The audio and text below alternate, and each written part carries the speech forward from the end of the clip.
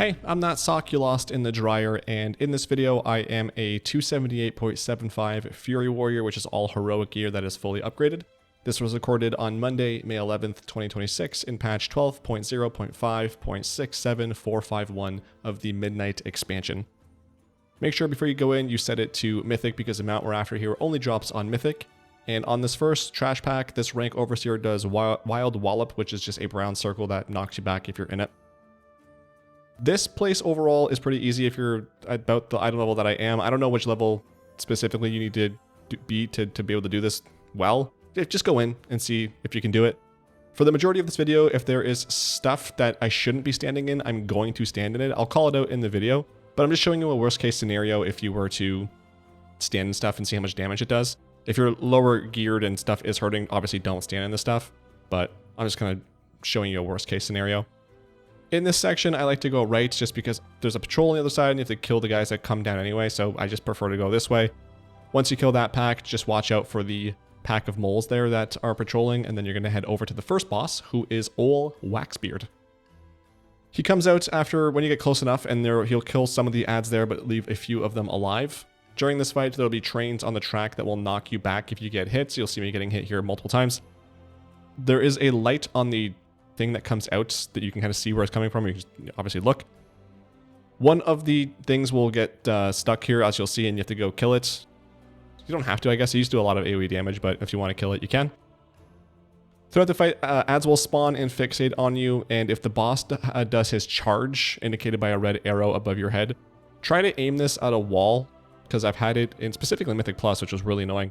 The boss charges outside of the room and will reset, so just to save yourself some time, don't have that happen.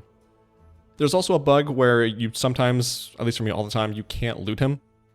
If that happens, just keep going. You'll be able to loot him before you do the last boss, so I'll call it out then.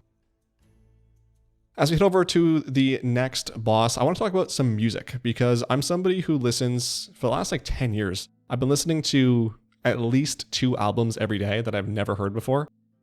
And one thing I love about this is I love which by the way, this guy, he has an orange circle, spawns a fire underneath him.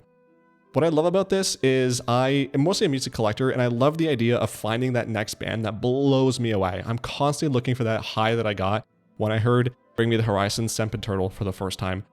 I became obsessed with the band. And I love finding either these songs, these albums, or even these bands that I've never heard of, and then suddenly I get hooked and I go through their entire discography and I just fall in love with them.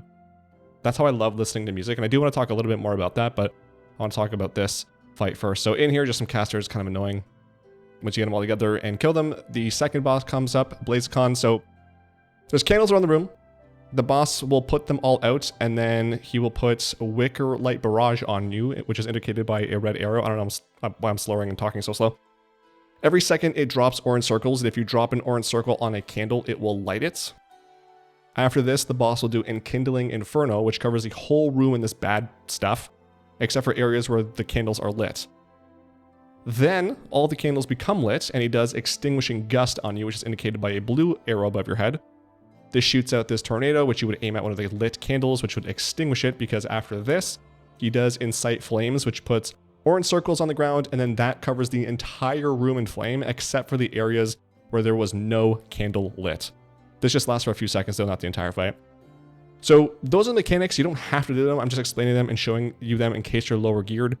But you can just literally ignore every single mechanic there and just do your own thing.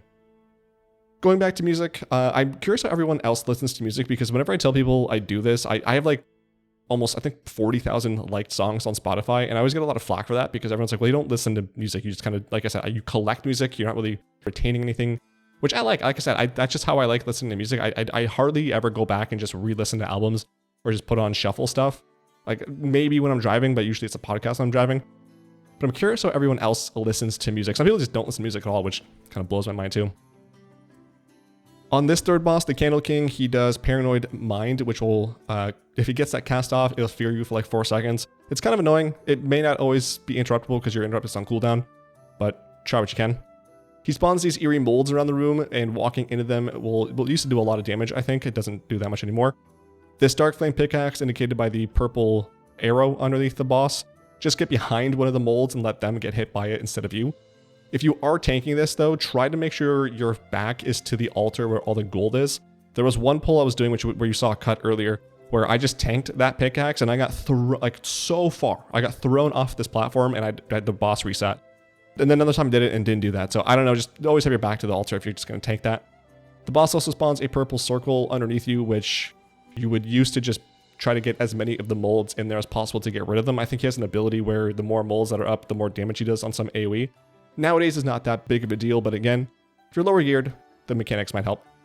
After that boss, you're going to go over to the minecart and you're going to try to stand in the yellow circle that it has around it. This yellow circle is going to be going down the entire time the cart is moving, and you're going to see that little percentage above its head. Also, this cart will sometimes stop, just killing mobs nearby to get it moving again. As it's losing light, there are small candles around the tracks that you're seeing with the yellow circles around them. Just run over that candle and then run back into the yellow circle on your cart, and that'll just refill the thing back to full. If you're not standing in this yellow circle, you have less visibility and you're also doing 99% less damage. So you do have to, unfortunately, follow this and you can't go too far ahead. I mean, you can go ahead and pull all the trash and stuff if you want and bring it back to the cart, but you're not really going to be doing a whole lot of damage to them. This part is kind of slow and not the most favorite part of this dungeon. I was considering just speeding up this entire thing, but I figured I was just going to continue just speeding up the trash just because the minecart does take a different path each time. And again, when you're doing this, it might be a little bit different. You might be going the bottom way or just a different track altogether, but it is the same mechanics. Just kill any trash that's nearby, refill the orange circle with the candles nearby, and try not to get too bored. As we head over to the last section here, once it gets to the end of this track, the cart pulls up next to a pile of candles, and you just want to stand near them and then click on the dynamite when they become clickable a few seconds later. That will automatically put you on the cart and will take you back to the area where you fought the boss, but with new trash. The first boss, but with new trash. As you're on this cart, the last boss will be chasing you, which you can spam your one ability to throw dynamite at him. I think it does affect how much health he starts with, so it probably is best that you do this. The trick is just to click right in front of the boss to throw the dynamite just in front of him. That you should be able to hit him every time with that. And I don't think it matters whether or not you actually do that or not. Like, he won't catch you, so if you wanted to AFK during that, you can. Once you land your stun for 5 seconds, and then you're back in the first boss room with some more trash. At this point, you should be able to loot the first boss if you couldn't when you first killed them. If you still can't, I don't know, your game's bugged, and hopefully you get it in the mail. There's a bit of trash you might have to kill, but you're going to go over to the last boss here, which is very annoying, even still at this level. It's not so much the damage, it's just the mechanics are you have to do the mechanics, which sucks. So there is a candle on the floor that loses the light, similar to how the minecart was working earlier. You need to stand in the yellow circle or you do 99% less damage. The boss puts a purple circle around you and then starts casting Shadow Blast. Just make sure the candle isn't in this purple circle or you'll make it lose light. He has a frontal ability with a massive line in front of him that will bring the light to 0%. He also spawns ads with his Call Darkspawn channel. You want to interrupt this ASAP to reduce the amount of ads that spawn. Those ads will just channel an ability into the candle to reduce its light. You can pick up the candle to move it out of the way of the frontal, which I recommend you do. I also recommend setting your interact keybind because even with that set, it's so hard to click this candle because the boss stands so close to it. So if you're just mouse clicking, it's going to be even harder. When you're holding that candle, you can't use any of your abilities, and then you have to press the extra action button to drop the candle again. There's also candles around the outside of the room, around the walls, that will respawn relatively quickly, and typically it's best to just go run out and grab a candle while you have the purple circle, unless you need to do it sooner. So essentially, you just want to keep that yellow circle as big as possible for as long as possible. If it gets low, pick up a candle to refill the lights, and then make sure you're picking up that candle with the boss as his frontal and interrupt the Call Darkspawn cast, kill the ads. Should be good. When the boss gets to 54% health, that's when he dies, so you don't have to get him down to 0, thankfully. And when he does die, you can just walk out. You'll be outside, so you can either log out your character if you want to come back tomorrow, or if you want to go do Stone Vault, that's just up north, a quick 30-second flight, not even, you can go do another mount run there, which I will have a video for, so if you want to see how to get that mount, that'll be up in a couple days if you're watching this when it first goes live. Otherwise, just click the video that's on screen or check out the playlist. But that's it for me. Good luck farming this mount. Have a fantastic day. Let me know how you listen to music down below in the comments, and I will see you in the future. Love you. Bye.